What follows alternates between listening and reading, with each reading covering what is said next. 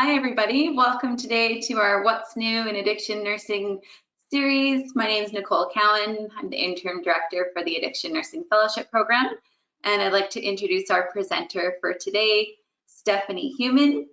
She's a registered psychiatric nurse with a background in inpatient withdrawal management services, and she's currently looking forward to gaining more knowledge and experience in the field of addictions, as well as developing her leadership skills through the nursing fellowship program. Her other interests include hiking, kickboxing, running, and walks with her dog. So today, Stefani's got a wonderful presentation for us, Sublocade update from a nursing perspective. Thank you, Stefani. Thank you for the introduction, Nicole. Like Nicole said, I am Stefani Human, a registered psychiatric nurse, and I'll be presenting today on Sublocade from a nursing perspective. I have no conflicts to declare, and I respectfully acknowledge that I'm a humble guest on the unceded traditional territories of the Musqueam, Squamish, and Tsleil-Waututh nations. Here's an outline of my presentation for today, and we'll be discussing opioid use disorder overview, an overview of Suboxone, Sublocade overview, eligibility criteria and coverage for Sublocade, BC Sublocade statistics, nursing considerations, risk factors, and care plan, follow-up care and client education, dosage and administration, side effects, and then end with a few case studies. Then we'll have approximately 15 minutes for questions. So my reason for choosing this topic is to increase prescriber and patient awareness of Sublocade as an opioid agonist treatment option to treat opioid use disorder. There are approximately 300 pharmacies in BC currently set up with accounts to offer Sublocade and are located in most communities across the province. Most BC OAT clinics offer Sublocade, although not all OAT prescribers are. I work in an inpatient detox setting, and oftentimes we have clients with opioid use disorder that experience difficulty stabilizing on OAT in the community, therefore requiring inpatient management. While discussing various treatment options with them to support their goals, oftentimes they voice that they've never heard of Sublocade before or have very minimal knowledge to what it is. So in those moments, as healthcare providers, it is a great opportunity to provide clients with education and options to empower them to be a part of their treatment planning process to align with their goals. Many times I've heard clients say that they don't want to be on OAT because they don't want to feel chained to a pharmacy or the hassle associated with getting to the pharmacy for daily witness ingestion, or the commitment of having to remember to take their daily medications. Some voice it makes traveling more difficult, including trying to find a pharmacy while they're away if they don't have carries, so Sublocade once monthly injection really appeals to some people and can be a great option. However, it is important to note that this is not necessarily suited for everyone. Here we have a chart from the BC Coroner Service outlining illicit drug toxicity deaths in BC. We can see since 1995, drug toxicity deaths have substantially increased and can see a large jump in 2016 when the Provincial Health Officer declared a public health emergency in BC under the Public Health Act for opioid-related overdose deaths. Here is an outline of the top drugs involved among illicit drug toxicity deaths, and it is evident that illicit fentanyl and analogs such as carfentanil make up the highest percentage at 87%, followed by cocaine at just under 50%. So as we know, illicit opioid use is a huge problem attributing to deaths in BC. However, this report does not have any data regarding if those who died of illicit fentanyl and analogs had an opioid use disorder. So this is the summarized diagnostic criteria from the DSM-5 criteria for opioid use disorder. We'll briefly review this, but not get into too much detail today to stay within the time limit for this presentation. So under impaired control, we have opioids used in larger amounts or for longer than intended, unsuccessful efforts or desire to cut back or control opioid use, excessive amount of time obtaining, using, or recovering from opioids, and cravings to use opioids. Under social impairment, we have failure to fulfill major role obligations at work, school, or home as a result of recurrent opioid use, persistent or recurrent social or interpersonal problems that are exacerbated by opioids or continued use of opioids despite these problems, reduced or given up important social, occupational, or recreational activities because of opioid use. Under risky use, we have opioid use in physically hazardous situations, continued opioid use despite knowledge of persistent physical or psychological problems that is likely caused by opioid use. And under pharmacological properties, we have tolerance as demonstrated by increased amounts of opioids needed to achieve desired effect, diminished effect with continued use of the same amount, and withdrawal as demonstrated by symptoms of opioid withdrawal syndrome, opioids taken to relieve or avoid withdrawal. It's important to note that 2 to 3 criteria is a diagnosis for mild opioid use disorder, 4 to 5 criteria is moderate opioid use disorder, and 6 or more constitutes a severe opioid use disorder. So here we can see the clinical management of opioid use disorder treatment intensity spectrum. When looking at withdrawal management, it is important to note that withdrawal management alone is not an effective treatment for opioid use disorder due to the high risk of relapse. The risk of overdose and transmission of infectious diseases such as HIV and hepatitis C are higher for individuals who have recently completed withdrawal management compared to individuals who received no treatment. OAT has been shown to have better outcomes in regards to sustained absence from opioid use, treatment retention, and reduced risk of morbidity and mortality in comparison to withdrawal management alone. And the choice of OAT is really based on the individual. Factors can include their treatment preference, their response to treatment, current medications they're on, and comorbidities, etc.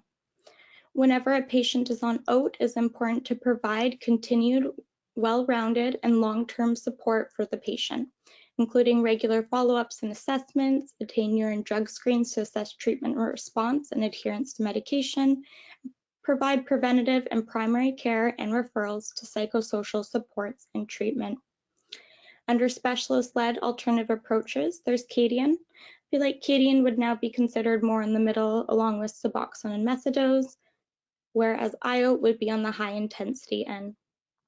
It is noted that anywhere along the spectrum, harm reduction can be applied, such as take-home naloxone kits, access to safe supplies, or safer use education. So current OAT options include Methadose or Med-LD, which are full opioid agonists, Cadian, which is slow release oral morphine, and Suboxone, which is buprenorphine naloxone, a partial opioid agonist. It is considered first-line treatment option due to its increased safety profile for its reduced overdose potential. One study from the UK by Marteau et al. Found buprenorphine to be 6 times safer than Methadose in terms of overdose risk. Furthermore, Methadose has a higher potential for adverse drug-drug interactions with many common medications, such as antibiotics, antidepressants, antiretrovirals, as well as an increased risk of cardiac arrhythmias as a result of QT prolongation. Due to Suboxone's partial agonist effect, it is easier to switch from Suboxone to Methadose. We have Sublocade, which is buprenorphine extended release injection, which we're going to be discussing more in depth in this presentation today. And there's also IO, which is injectable doses of hydromorphone or diacetylmorphine, usually twice daily, plus Cadian dose in the evening. And IO is considered more of a high-intensity treatment. And there's Tiote or safer supply, which is tablet injectable opioid agonist therapy using hydromorphone tabs, which can be crushed and injected or taken orally. So Suboxone overview. Suboxone is a combination of buprenorphine and naloxone. It is a partial opioid agonist, meaning it stimulates the opioid receptor partially to alleviate opioid withdrawal and reduce cravings. Suboxone has a high affinity for the mu receptor and low intrinsic activity. It has a high affinity, thus meaning Suboxone will displace full opioid agonists off the opioid receptor. Its low intrinsic activity causes less euphoria and sedation than full opioid agonists such as fentanyl or methadose. It is also a kappa receptor antagonist. Doses come in two different tablets, including 2 mg tab, which is 2 mg buprenorphine, 0.5 mg naloxone, as well as an 8 mg tab, which is 8 mg buprenorphine, 2 mg naloxone. So it's a 4-to-1 ratio. The therapeutic dose is 12 to 24 milligrams, and dose will depend on the individual use, tolerance, etc. Sometimes doses higher than 24 milligrams may be warranted. Its route is sublingual, and in my experience as a nurse, I find it important to provide education to clients during administration to avoid swallowing saliva, talking, eating, drinking, or smoking until the Suboxone is fully dissolved under their tongue. In my experience, some patients are not fully educated on how to take their Suboxone properly and will swallow the last bit of the tab if they feel that it's taking too long to dissolve, especially the larger 8 mg tabs, or some patients voice disliking the taste of Suboxone or say it makes them want to vomit and will drink fluids while the tab is under their tongue to try and get it to dissolve faster. This can be a great opportunity for patient teaching. So client can be advised to drink water prior to administration of the Suboxone if they do experience dry mouth, and to allow the tab to fully dissolve under the tongue, and that this can take up to 10 minutes. Clients usually are very receptive to this, and as this will allow the Suboxone to work better for them. It is also important to note that Suboxone is metabolized by the liver, therefore as a provider, it's important to monitor liver function. It is also important to note that naloxone component in Suboxone is activated when injected, not when taken orally or sublingually due to poor oral and sublingual bioavailability. This prevents injection use and diversion. Therefore, it's important to note that the naloxone itself does not cause precipitated withdrawal, and we will discuss precipitated withdrawal further in a few slides. So Suboxone inductions. To get to a therapeutic dose of Suboxone, Suboxone must be inducted to avoid precipitate withdrawal. There are different types of Suboxone inductions. So there's a traditional Suboxone induction where the client can get to a therapeutic dose of Suboxone in 1 day, but requires a period of abstinence from opioids. Typically, you'd want to wait a minimum of 12 hours post last hydromorphone or oxycodone use, minimum 24 hours after less SROM or fentanyl use, and 24 to 72 hours for methadose to avoid precipitated withdrawal. If the client has used opioids recently, they must be in a moderate amount of withdrawal with a COWS score greater than 12. It's important to look for objective withdrawal symptoms in your assessment to avoid precipitated withdrawal. There is another option with a 5 to 7, or typically done over 7 days, Suboxone microinductions, which doesn't require a client to be in withdrawal, and if the client was already on a full opioid agonist out, such as methadose, the methadose can be continued through the induction, then discontinued before the client reaches 12 milligrams of Suboxone once daily. There's an option for 3 or 4 rapid Suboxone microinductions, which can involve scheduled hydromorphone doses plus hydromorphone PRNs. And the client also does not need to be in withdrawal in order to start this induction and would typically be done in an inpatient setting. Essentially, with microinductions, we are slowly introducing and building up the Suboxone while gradually displacing the other opioids. So the induction route really depends on the individual client, what they can tolerate, and if they're in an inpatient or outpatient setting. Here is an example of a COWS assessment. So COWS is the Clinical Opioid Withdrawal Scale to assess severity of opioid withdrawal. Opioid withdrawal symptoms include elevated heart rate, diaphoresis, temperature dysregulation, so hot and cold, restlessness, dilated pupils, body aches, abdominal cramping, nausea, vomiting, diarrhea, tremor, rhinorrhea, lacrimation, piloerection, anxiety, agitation, and yawning. So a score from 5 to 12 is mild withdrawal, 13 to 24 is moderate, 25 to 36 is moderately severe, and over 36 is severe withdrawal. So precipitated withdrawal occurs when a full opioid agonist, such as heroin, fentanyl, or methadose, is replaced with a partial opioid agonist, such as buprenorphine. It can occur if the Suboxone is introduced too soon before reaching a moderate level of opioid withdrawal. Buprenorphine has a high affinity but a low intrinsic activity at the mu receptor and rapidly displaces any full agonist opioids that are present at the receptor, which can result in a net decrease in overall opioid effects. Among patients who have used full agonist opioids recently, the sudden replacement of the full agonist opioid with buprenorphine and rapid decrease in net opioid agonist effects can precipitate significant opioid withdrawal symptoms. If this occurs, clinicians may either continue, pause, or stop the induction.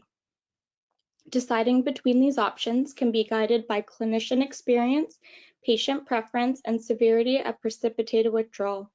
For less experienced practitioners, specialty consultation is recommended. Additional doses of Suboxone can result in worsening of withdrawal symptoms before improvement.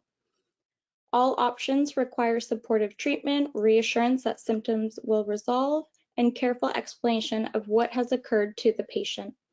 Medications to help provide short-term relief for opioid withdrawal symptoms include Tylenol, ibuprofen, Gravol, clonidine, and loperamide.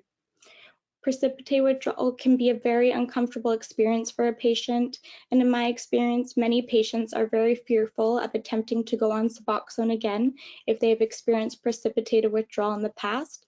Therefore, it is important to obtain a proper history of client substance use and last use, and do a COWS assessment prior to initiating a traditional Suboxone induction, and look for objective withdrawal symptoms. So Sublocade is the first once-monthly injectable buprenorphine product for the treatment of moderate to severe opioid use disorder in adult patients. Sublocade was designed to provide sustained buprenorphine exposure through monthly dosing interval at concentrations sufficient to control withdrawal and cravings. It reduces the burden of remembering to take their daily medications as prescribed or daily pharmacy visits. Sublocade first became available in Canada in February 2020 and covered by BC Pharmacare in April of 2020. A 2019 study by Haidt et al. Showed that individuals with moderate to severe opioid use disorder, Sublocade is associated with significantly higher treatment retention and average abstinence percentage compared to placebo. A longitudinal study in 2020 by Ling et al. Found that participants who were retained in Sublocade treatment for longer periods at a year were absent for longer compared to those retained in Sublocade treatment for a shorter amount of time or did not receive treatment at all, which is really to be expected outcomes but highlights the importance of OAT and the ongoing treatment to provide better patient outcomes. So eligibility criteria. So Sublocade is indicated for patients who have been on a stable dose of sublingual Suboxone for a minimum of 7 days.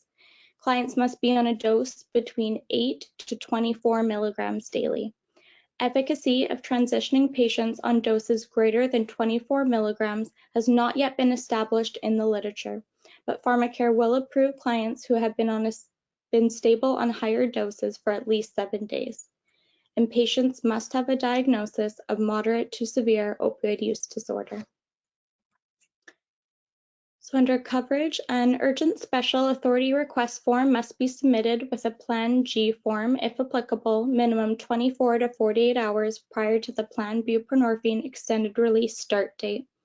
With special authority approval, buprenorphine extended release is a full benefit for Pharmacare Plans C, G, and W.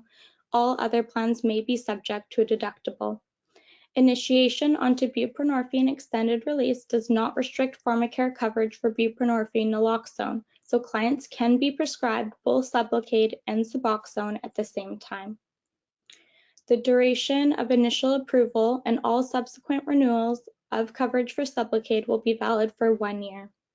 Sublocade's special authority requests will be processed as urgent requests and usually processed within 1 to 2 business days. So here is a PharmaCare Special Authority request form, and this is a Plan G form. So how many Sublocade prescribers are in BC? As of June 2021, there are 1,198 OAT prescribers in BC. Prescriber counts are assessed by OAT dispensations from community pharmacies.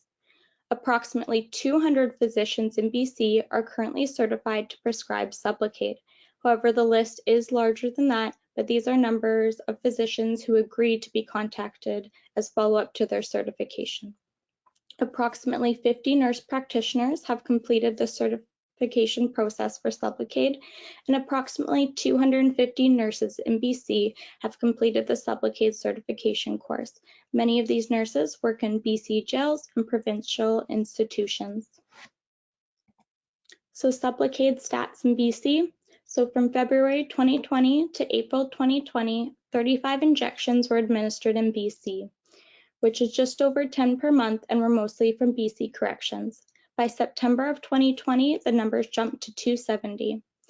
In December of 2020, 330 patients were being treated with Sublocade. In March of 2021, the number increased to 489, and as of July 2021, there are approximately 630 BC patients being treated with Sublocade, plus an additional approximately 40 patients from federal corrections in BC. This is the raw data for monthly Sublocade usage retrieved from Indivior, which is a pharmaceutical company that Sublocade is manufactured for, and this data is an estimate as prescription data was not available.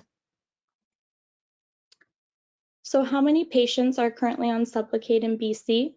As of July 2021, there are approximately 670 patients in BC being treated with Sublocade, and as of June 2021, the client count for patients who have dispensed Suboxone from community pharmacies is 6,343.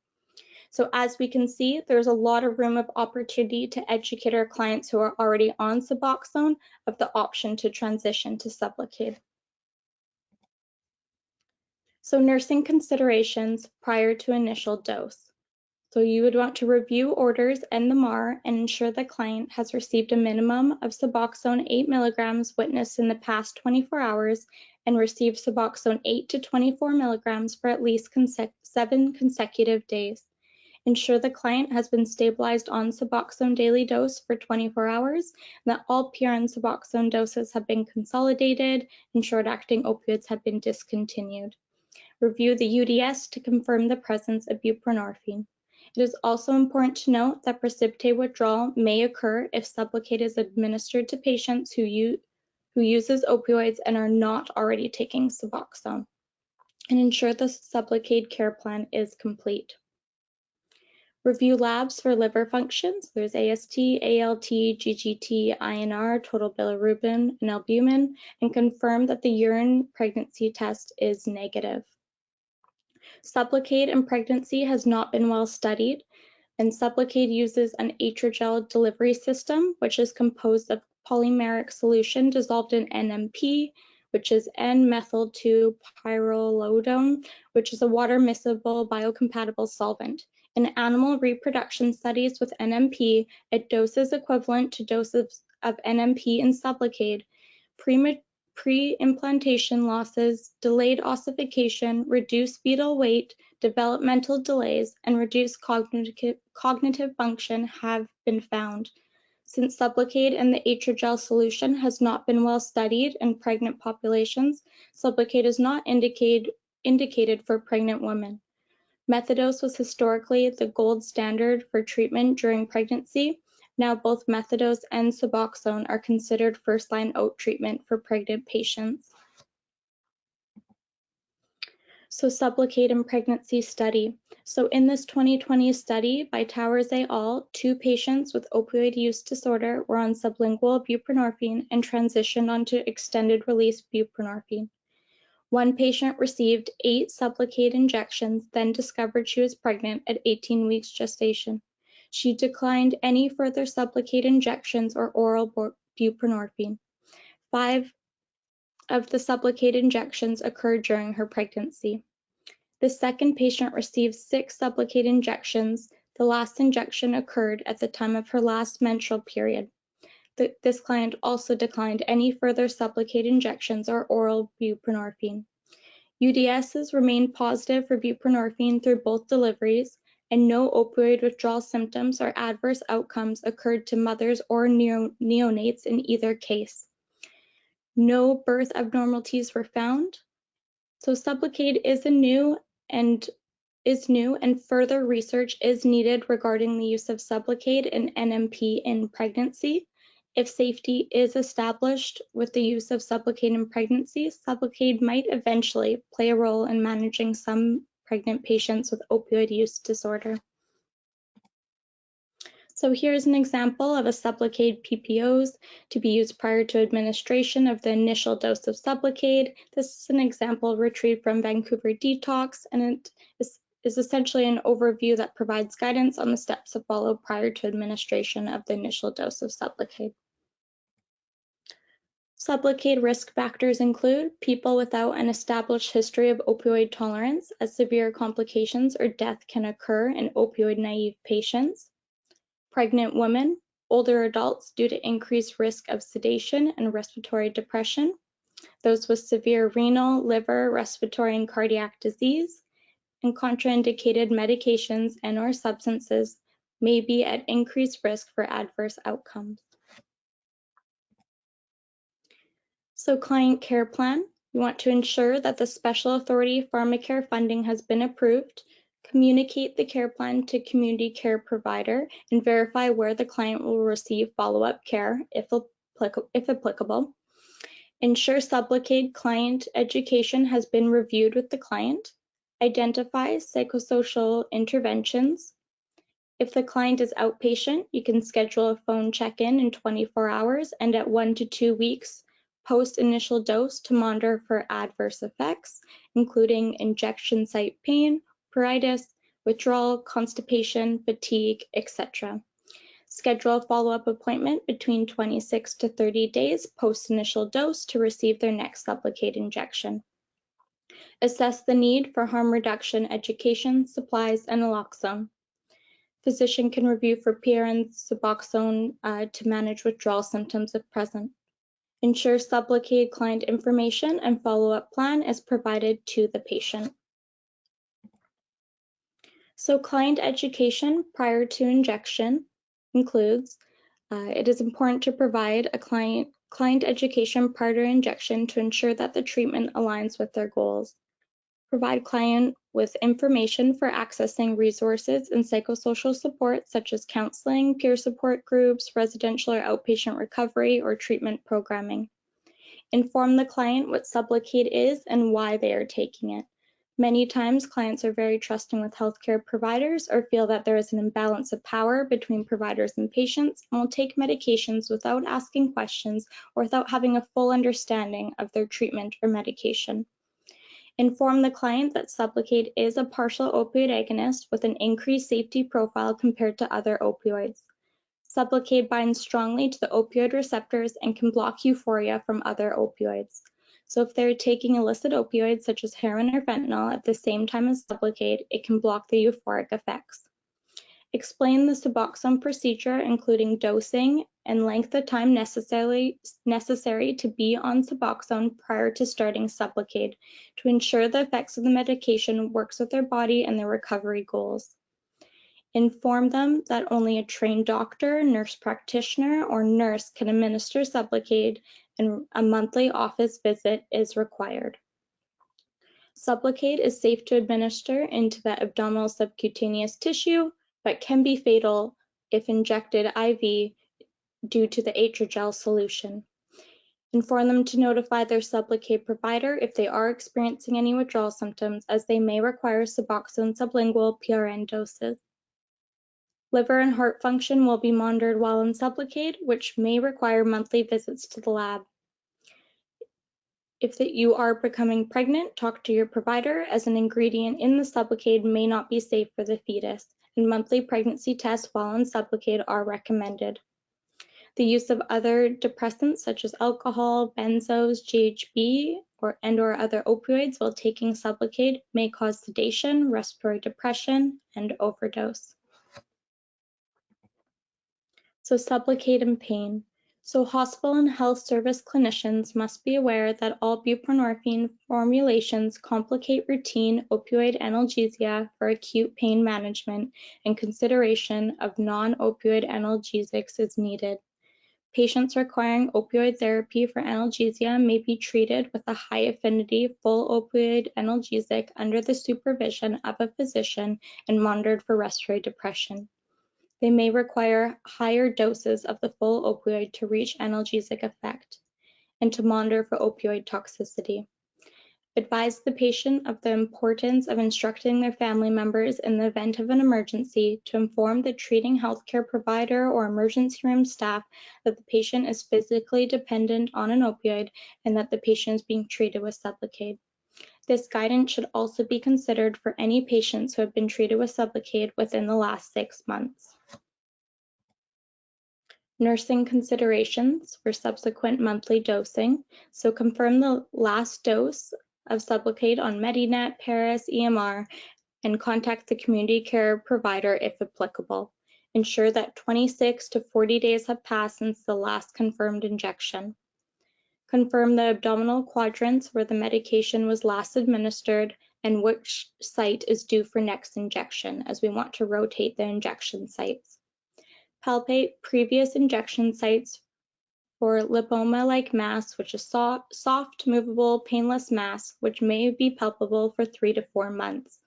Assess the past injection sites for any irregularities and ensure that buprenorphine extended release care plan is complete.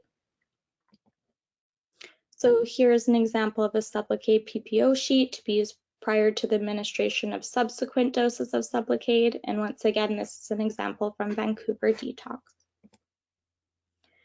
So follow-up care plan.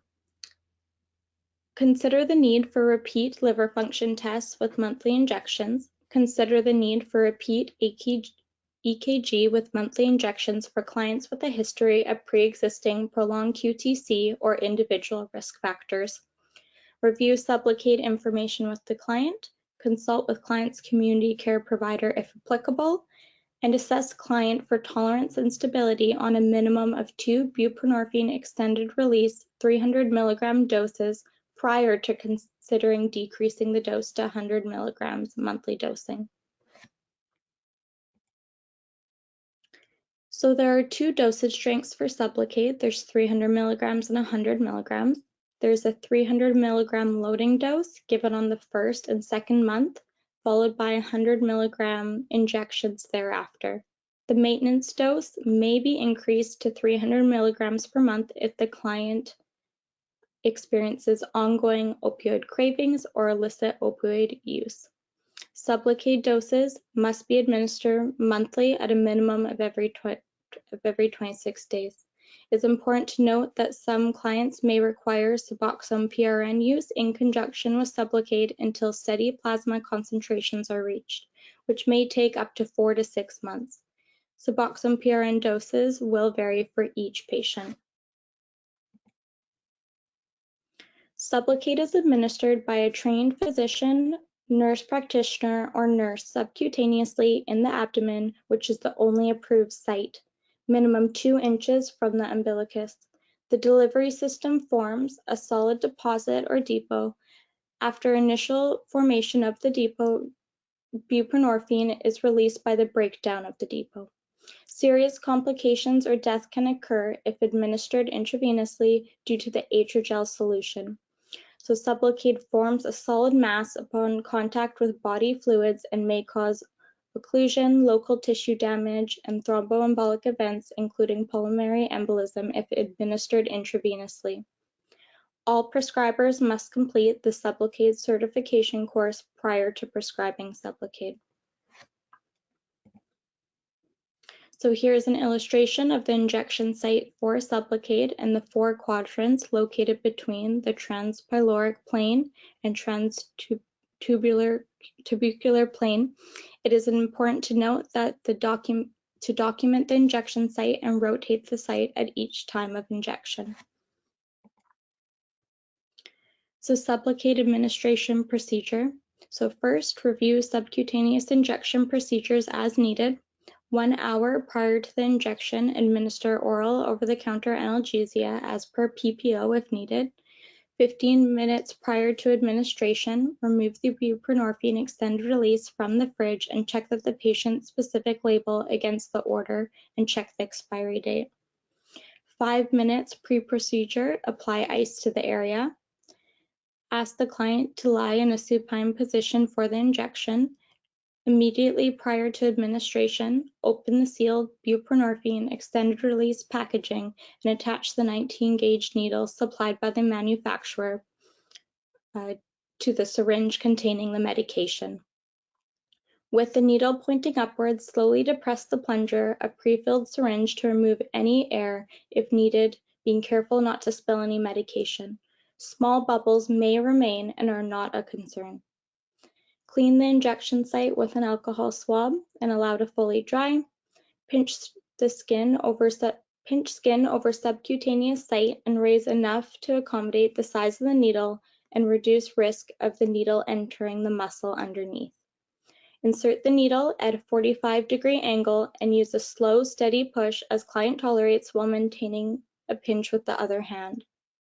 The medication solution is viscous and injection speed tolerance among clients may vary. In my experience, some clients say they like it done faster, some say that they prefer it slower, so it can just be based on client preference. Remove the needle at the same angle and let go of the pinch after the needle has been fully removed. Lightly dab the injection site with gauze if needed. Do not apply pressure to the site. If needed, you can cover the site with a small bandage, once again, making sure not to apply too much pressure, and reapply ice to the area if needed for pain control. Document on the MAR, charting system, and Sublocade care plan, ensuring the injection site quadrant is clearly indicated. Post-dose procedure. So provide the patient post-injection education, which will be discussed on the next slide. Monitor the client for 20 minutes post-initial dose for signs of allergic reaction and post-injection site reaction, such as itching, swelling, necrosis. Monitor for peak effects 24 hours post-dose. Assess for signs of withdrawal, cravings, or adverse effects post-dose. If signs of withdrawal or cravings are present, consult with prescriber for PRN Suboxone doses. So post-injection, the provider can review the following information with the patient. An initial burning sensation may be felt at the time of injection due to the solution. Mild discomfort or pain is expected at the injection site for 1 to 2 days after the injection. Instruct the client not to apply pressure to the site, including belts or tight clothing. Reassure the client that it is normal to palpate a mass in the injection site and remind them not to apply pressure to the site. The client may feel enhanced effects for 24 to 72 hours after buprenorphine extended release and may need to adjust their schedule and activities during this time, for example, driving or work.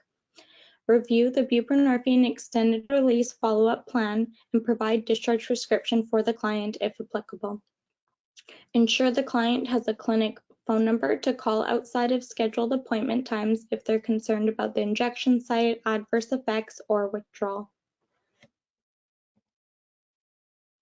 So here is an example of the Vancouver Coastal Health follow-up plan to ensure the client has the necessary appointment information and contact information if the client needs to change an appointment time or has any concerns. So it's very clearly laid out for the patient. So some of the side effects patients might experience while taking Sublocade. So more immediate side effects include pain, itching, redness, bruising, or swelling at the injection site, which should resolve after a few days. Like taking any opioid, constipation can occur, and the clinician can provide education to client on how to prevent or treat this. may experience nausea, vomiting, headache, drowsiness or dizziness, fainting or feeling faint, fatigue, insomnia, dry mouth, weakness, low sex drive, erectile dysfunction, infertility, or abnormal liver function tests. So this is not a complete list, and more information can be found on the Sublocade Prescribing Information Guide, which I'll provide a link at the end of this presentation. And it's also important to monitor for signs of respiratory depression or overdose, including abnormal slowed breathing, blue lips or fingernails, pinpoint pupils, difficult to rouse to verbal or physical stimuli, unresponsive or loss of consciousness, and decreased heart rate. It's important to have naloxone available and to be trained on how to recognize signs of an overdose and trained how to administer naloxone. So the cost is the same for both the 300 milligram and 100 milligram Sublocade doses, which is $550 per injection, and that works out to be approximately $18 a day for the OAT treatment. There is an additional cost to the system of $10 per month for dispensing the Sublocade. So transportation and storage. So cold chain procedures must be maintained during transportation of buprenorphine extended release from the pharmacy to the facility. Once it's received, buprenorphine extended release must be stored at 2 to 8 degrees Celsius in a locked medication room fridge. If buprenorphine extended release has been warmed to room temperature, it'll remain stable for 7 days and will need to be wasted if it's not used within the 7 days. So case study number 1, we have a 33-year-old female requesting detox from fentanyl using half to 2 grams daily, crystal meth using 1/4 to 1/2 gram daily, and smoking both. She has a history of anxiety and ADHD, a history of prolonged QTC due to methadone, and previous to Sublocade was taking 20 milligrams of Suboxone daily and received 2 Sublocade 300 milligrams injections, last dose 24 days prior. She was prescribed Suboxone 6 milligram PRN and hydromorphone safe supply up to 42 milligrams daily. She denied using Suboxone or safe supply prescriptions. She was admitted for 3 days. Her highest COW score was 7, and she was stabilized with 6 milligrams of Suboxone daily and Sublocade and discharged to treatment. So from this case study, it is interesting to note that the client was prescribed safe supply, hydromorphone, and Suboxone PRNs while on Sublocade. I think this really comes down to patient preference. I can imagine this would be extremely hard for someone who has been using heroin or fentanyl for a long time to abruptly discontinue their use once on Sublocade. So safer supply hydromorphone could help reduce their illicit use. Sublocade is still very new, and there aren't clear guidelines regarding Sublocade and hydromorphone PRNs, so we'll continue to learn more and more as more patients transition onto Sublocade. So case study number 2, we have a 38-year-old male requesting detox from fentanyl 1/2 gram daily and crystal meth 1 gram daily, smoking both, taking Suboxone 32 milligrams for 7 days. Then stopped taking Suboxone for 3 to 4 days and using only fentanyl 1 gram per day. On day 3, without Suboxone, he was injected with Sublocade 300 milligrams, his first dose, and experienced precipitated withdrawal. Using 1/2 gram fentanyl daily since to cope with his withdrawal symptoms, he was motivated to continue with Sublocade and Suboxone and stabilized on 8 milligrams of Suboxone. His highest COWS score was 12, and his COWS was 0 upon discharge, and he was discharged to follow up with substance use care in the community. So looking at this case study, I think this is a good learning opportunity. The client was on day 3 without Suboxone and still received his Sublocade injection. After receiving Sublocade injection, he went into precipitated withdrawal. So Sublocade is new and has its unknowns, therefore, in this case, if the provider was unsure, a test dose of Suboxone could be beneficial because of his missed days to make sure he doesn't precipitate. So for example, you could always give Suboxone 4 milligrams maybe even 8 milligrams to see how they do prior to injecting the Sublocade. So fortunately, this client was still motivated to continue with Sublocade and was able to be stabilized. So here are resources. The Sublocade guide is on the first link, and then the Sublocade certification training is on the second link there. Here are my references. And here's my email. If we don't get through all the questions today, I'll be glad to take some emails at this email address.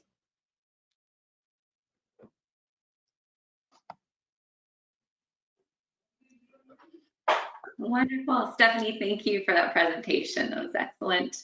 I just wanted to put it to the audience to see if anybody has questions that have been coming up throughout the presentation. Feel free to pop them into the chat and I'll forward them to Stephanie. But maybe while we're waiting, there's a few questions I had in mind. So what would happen, for example, if the client, if you're seeing a client and they say, well, I've missed my dose. I was supposed to have it's been more than 30 days since my last Sublocade injection. So in the case of a missed dose, the client should follow up with their healthcare provider immediately, and how to proceed would really depend on like how long it's been since their last dose. Up to 2-week delays in doses are not expected to have significant impact on treatment effect. And if it's beyond 40 days since the last dose, they can maybe always be given a test dose of Suboxone and see if it's well tolerated, and then could possibly given the injection. But I think this would really just be on a case-to-case basis on how to proceed. Wonderful. And what about if there's a situation that comes up where the client's decided that it's not the right medication for them? Is there any way that they could have the Sublocade removed? Yes, so the depot can be surgically removed within 14 days of the injection, and only the most recently injected depot can be removed. So if the patient was receiving previous injections, they really should be monitored for opioid withdrawal while the residual plasma concentrations from the previous injections gradually decrease. And then we have a couple questions from the audience. Should we add Sublocade to the list of medications that RNs or RPNs can prescribe in BC? Excellent question.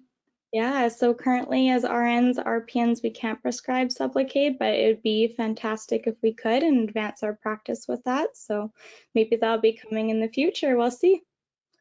Mm-hmm. All right.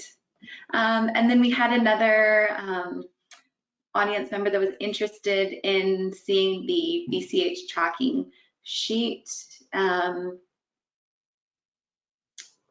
flow sheet. Maybe it was the care plan or the appointment list. Oh, sure. Yeah. So if they want to email me, I could always send that over to them and provide them with that information. No problem. Excellent. We've got a few more minutes. So if you do have questions, we've got a bit of time. What about, are there any medication interactions that we would be concerned about with a client that's on Sublocade?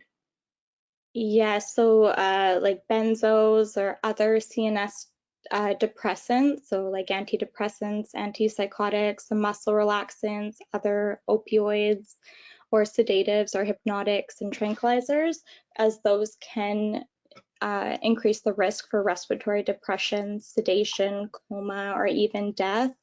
You'd want to be careful with alcohol as well, which could increase respiratory depression, sedation, coma, or death, as well as CYP3A4 inhibitors such as macrolide antibiotics, azole antifungals, protease inhibitors, which can actually increase the plasma concentrations of buprenorphine, and CYP3A4 inducers. So for example, carbamazepine, phenytoin, phenobarb, which can lead to decreased buprenorphine plasma levels. and then serotogenic drugs such as SSRIs or SNRIs can increase the risk of serotonin syndrome. Ah, excellent. There's quite a few medications that we want to be considerate of, but that sounded like a lot, but it's still a lot less than other medications like methadone, for example. Mm-hmm. Yeah. And what about Sublocade in youth? So safety of Sublocade in youth has not yet been established for those under age of 18, and Sublocade is just approved in adult population. Okay, we just have, sorry, I'm just gonna, just a few more comments. If something goes wrong with Sublocade, is there a number that nurses can call to get support with clinical questions? Yes, there actually is a support number, and I should have included it into my presentation, but if they do want to email me again, I can send out that information as well. So just my email that I have posted here would be great. Okay. And then another comment, just wondering about the numbers that were cited for people taking Suboxone and Sublocade in BC. If those numbers can be divided up into different health agencies, or I guess health authorities. So those numbers were just in BC as a whole. I didn't have any data specifically separating them between health authorities or anything like that, but that would be very interesting to look into that. Okay. Another question, excellent question about precipitated withdrawal after administration. Would you want to continue with Sublocade or pause or stop? What pathway would you take? So if the Sublocade was already administered, you could always give Suboxone PRN doses to kind of help through that withdrawal as well. But if the Sublocade was not administered yet, you could always do the Suboxone test dose if you're unsure prior to administering the Sublocade. Great, excellent questions. Sorry, I'm just going through the chat just to make sure we got them all here. Oh, great, another great question. So does body mass make a difference? Would that affect the dosage, the prescription that the client would take? That's actually very interesting, and I don't have an answer to that. Yeah, that is something I definitely could look into, but I don't have an answer for that right now. Great. So yeah, so we have, just a lot of thank yous, and let's see. Another question. So how do you refer a client to a Sublocade provider? Excellent question. So you could always refer them to like a rapid access addiction clinic in your area. So whether depending on the health authority or the city, and they can always get clients started, and then they can also help connect clients to OAT providers as well after that. So RAC would just be more so the short-term connection with them, and then they would connect them with an OAT provider in the community for more long-term care. Okay. Well, thank you so much for all the questions, everyone, and thank you so much, Stephanie, for your presentation today. And I know there's another comment in the chat, so a lot of people were unfortunately unable to attend between 12 and 1 today, but the good news is the session is recorded, and so it will be available for viewing whenever folks do have time through the website, the BCCSU website. And yeah, so thank you so much, everyone, for joining today. Thank you for all your questions. And please reach out to Stephanie if there's anything that comes up after, if you have any questions. Yeah, she'd be happy to connect with you. Great, thank you, Nicole. Yeah, so thank you very much. And yeah, and we'll be signing off. Have a great rest of the day, everyone.